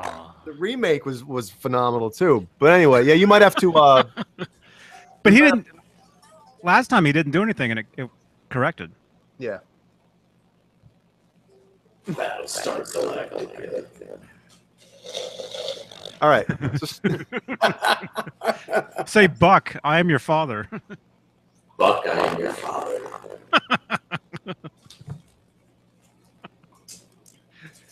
Anyway. Did that even happen? Wow. So I don't know. I want to hear about your guitars, but it's so hard to hear what you're saying. Is it my computer that's making me sound weird? Oh, now I can kind of hear you, but there's like a distortion. Oh. Can you jump out and jump back in real quick? Probably. Yeah. Oh wait, now you're fine. Yeah. I don't know. Yeah, he's good now. How about Steve's go-to? I don't know. I don't know what was causing all that noise. I really don't. That was so weird. Oh God! What am I gonna do? Sounds like he's in the bathroom. Oh, what was that? That was a bathroom sound. I'm not in my. I mean, I don't have any carpet in my apartment. It's really echoey in here. It's like Joe Wentz films from his closet, and Jared films from his bathroom. Very nice bathroom, by the way. Thank you. Appreciate it. Oh man. So what was that? That was one of those Les Pauls with the Floyd, right? Yeah. It's a Epiphone Les Paul plus Top Pro effects with a Floyd, and I did the whole FU tone upgrades to the Floyd. Oh, And I put a trim stopper in that one too because it was floating. that's cool. Awesome. That's really cool. Yeah, those are really cool guitars. Yeah. I saw one at Guitar Center a couple years ago, few years. I don't know. Very. It's you don't see too many Les Pauls that have a Floyd on it. I know Alex Lifeson has a signature Les Paul with a Floyd, but that damn thing's like $3,500. But this one's like $800, and I just redid the Floyd on it, and it plays and sounds pretty good. I don't really like the neck. It's not a bolt-on neck, but it sounds pretty good. It's a pretty killer guitar. Mm-hmm. Other than that, I really haven't had anything change. My rig's pretty much the same. I haven't gotten anything new in a while either. I can kind of show you my rig a little bit. There's my pedal board, cabinets, all that good stuff. I know I've asked you this before, but you got to talk about the custom painted grills and stuff that you do on your amps. Well, my EVH5153S, it's the stealth head, and the grill pieces are just screwed in. Mm-hmm. So I just took it all apart and I took it to work with me, and I just sprayed one section white and then the other one red. So now it looks like it's candy stripe. Mm-hmm. My PV5150 cab, I got it on Guitar Center. It's one of those surplus ones that were floating around on Facebook for the longest time, and there was somebody selling like 25 of them or whatever. But I found one on Guitar Center for like $300, and it was already striped up, and I just bought it, and it sounds great. And my PV5150, I've had that amp since I was 13, 14 years old. The original block letter one? No, it has a signature on it. Oh, okay. But yeah, I've had that amp for forever, and it still sounds great. Mm-hmm. And then the middle one is just the EVH5150 3212, and then I've got a lunchbox head and a Marshall Mini and all that stuff. Cool stuff. It sounds good. It'll spoil you when you play on something that big and that huge. She said. Wow. Well, what about you, Jay? What do you have that's new?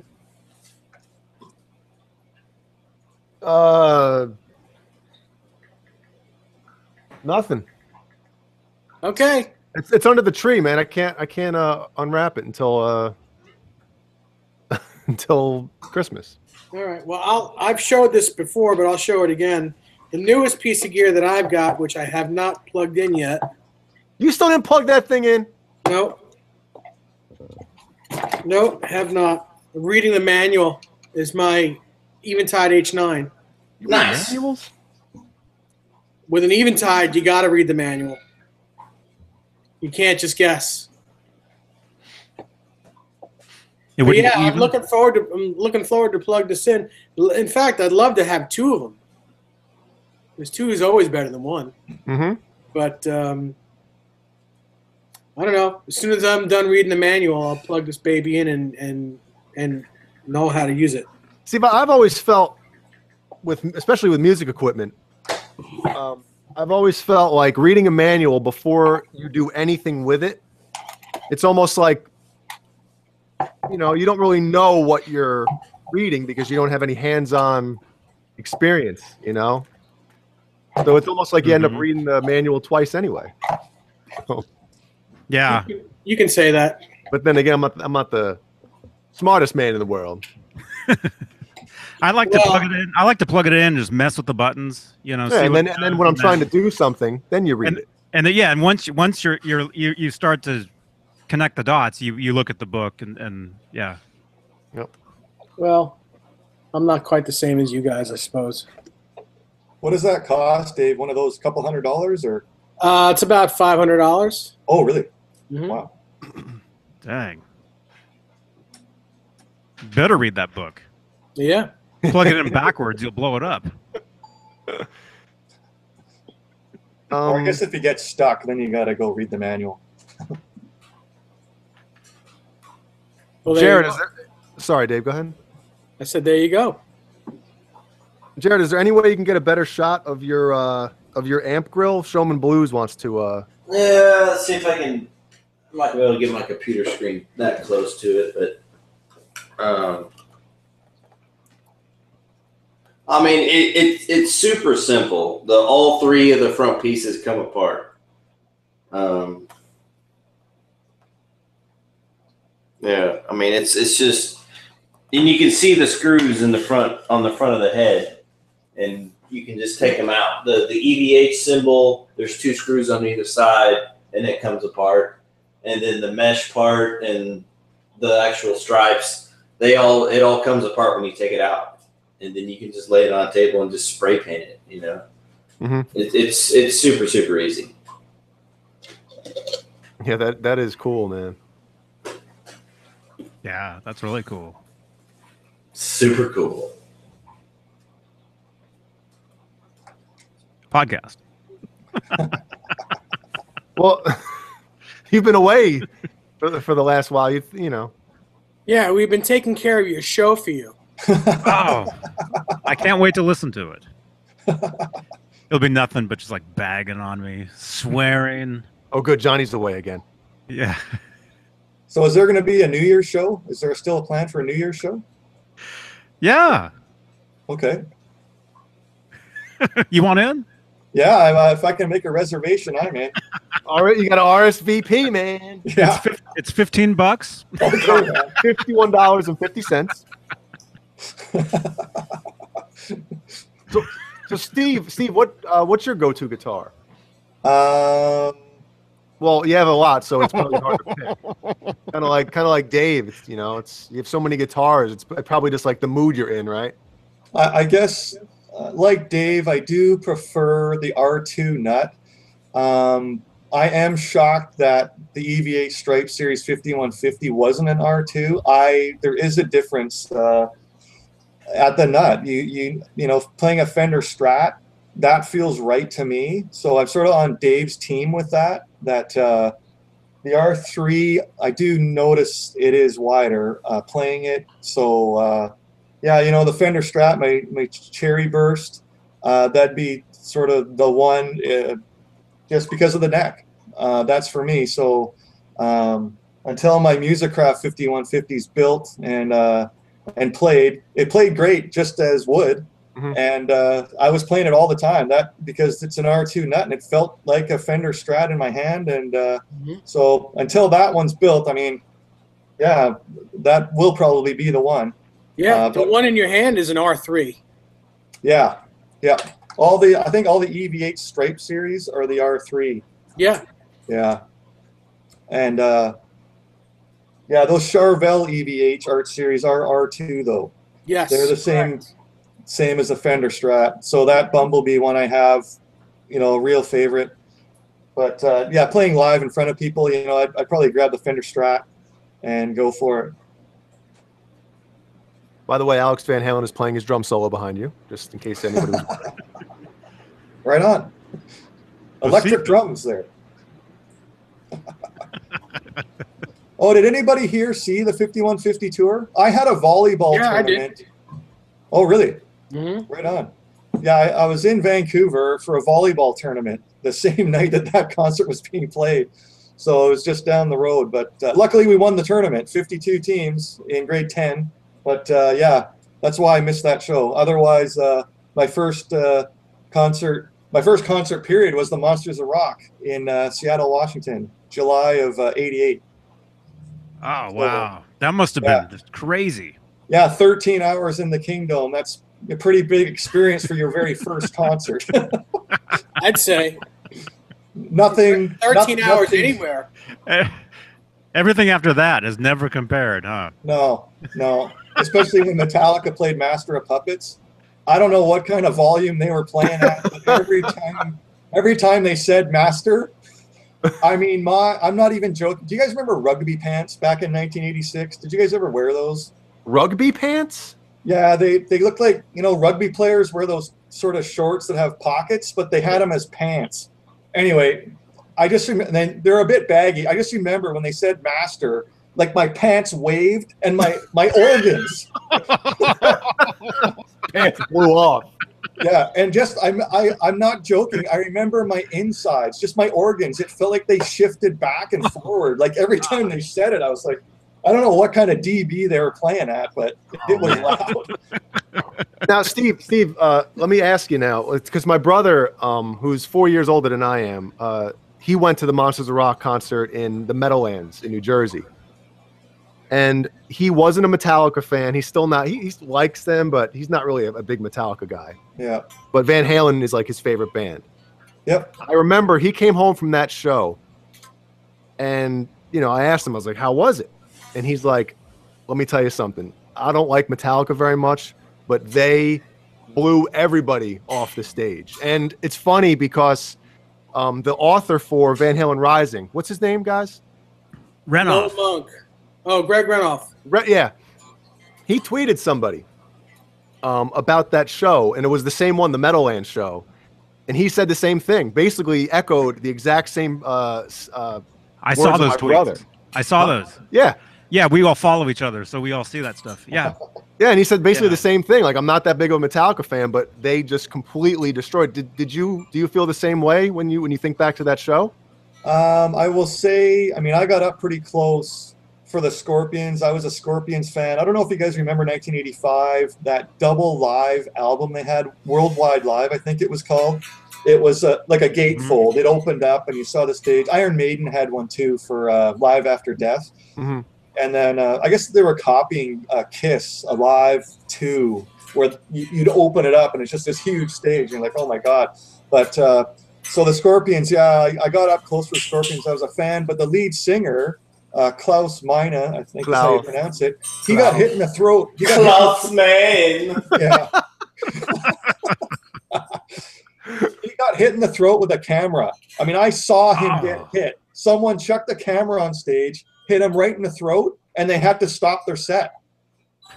They played probably 3/4 of their set, I imagine. I did see all the main songs I wanted to see. There's a great instrumental they have called Coast to Coast, and I always liked that, especially traveling the States as a kid with my parents in the back of the car through California. I remember I'd listen in my Walkman all the time to that song Coast to Coast. But he got hit in the throat with a camera.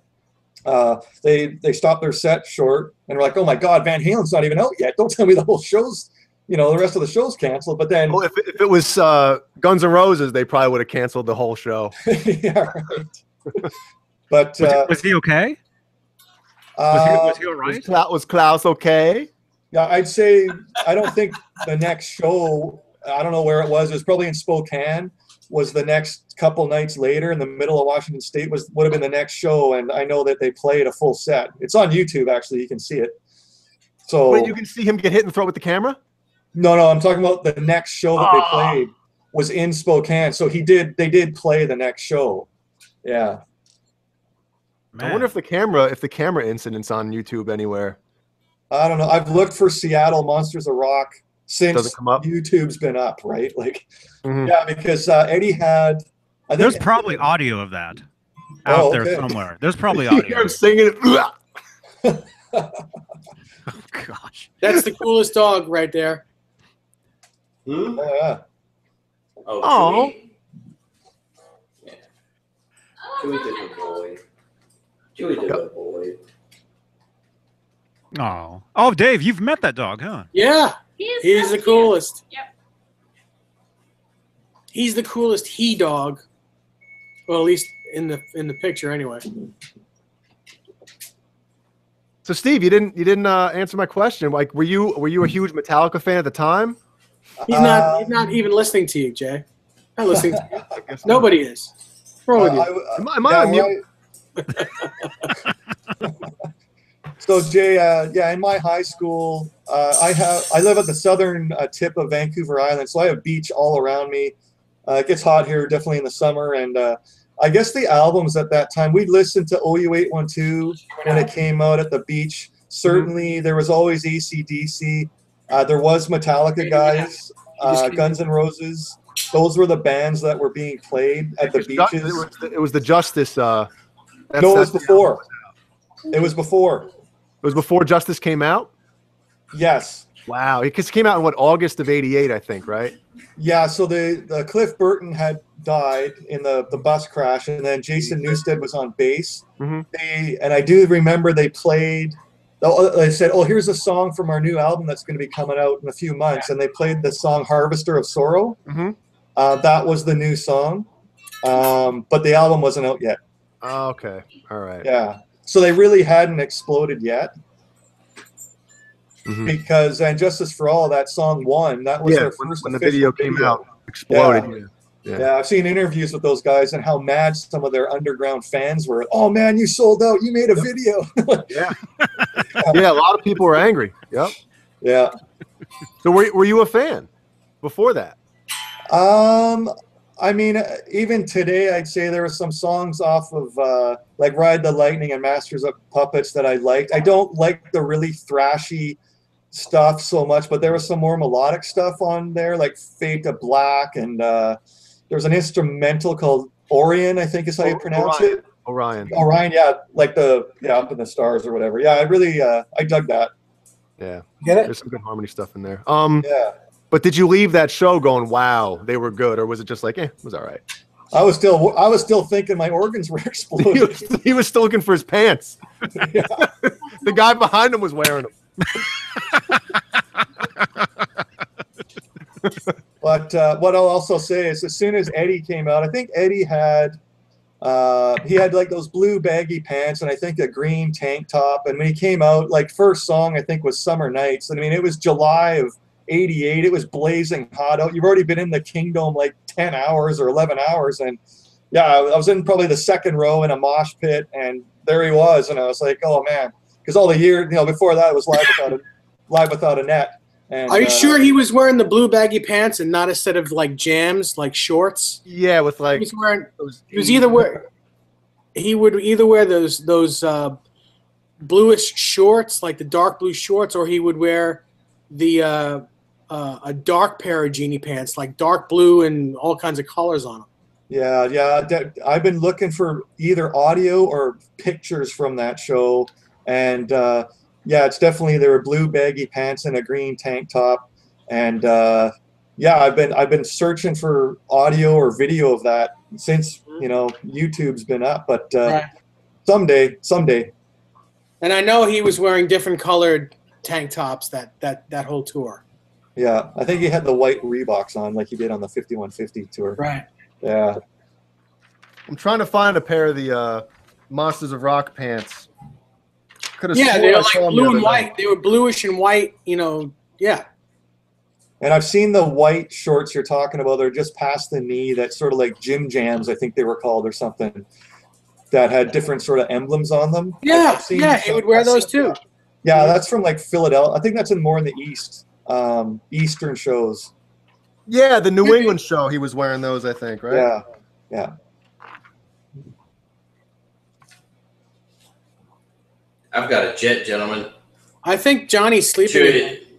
Chewy's whining. I gotta let him out. Give it a jet. Look at this. The cover. Look at this. Yeah. There you go. That's it. Those are they. Nice. Yep. Yeah, and then there's these right here. That's those pants. So those are the ones I was talking about. Right. Okay. Right. Cool. All right. Does everybody have jets? So blurry. You guys can stay. I got a jet. He's sitting here just whining at me. Yeah. Oh well, it's been like 2 hours. Yeah. We got more people in here now than we did an hour ago. Yeah. Christmas parties. Everybody's at Christmas parties. watching the show. Yeah. Cool.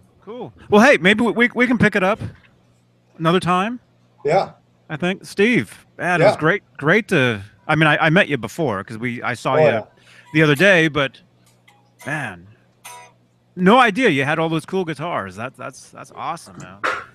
Yeah, it's been like for a lot of guys, 30 years of this. You're gonna have ones you love, and you got to have a backup. And now, because of Dave and Rob and guys that are building, I totally admire what you guys have done. And I'm starting my first one, and I'm real inspired, excited, and I can't wait to show it once it's all put together.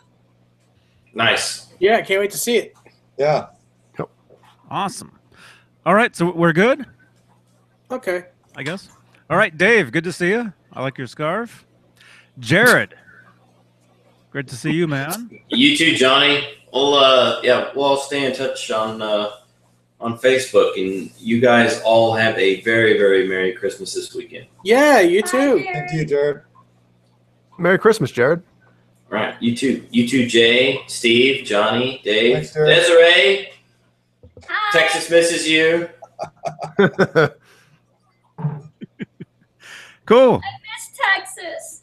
I know. It's cold here right now, actually. It's almost about freezing, and it's raining, and it's just nasty. Really? outside. Yeah. Ooh, never mind. Nice and warm right here. Right here. Right here. Right this second. 98.6. I farted.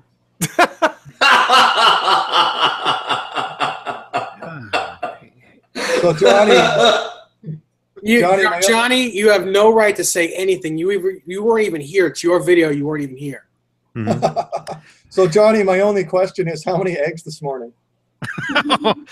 Actually, 13.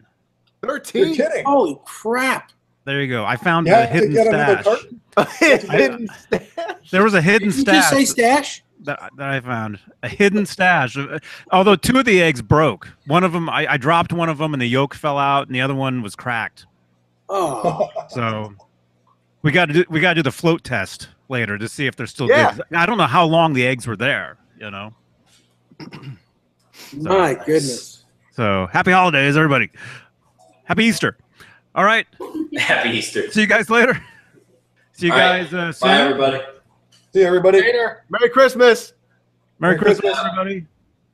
See you guys later. All right, JohnnyBean.com. Bye. Bye.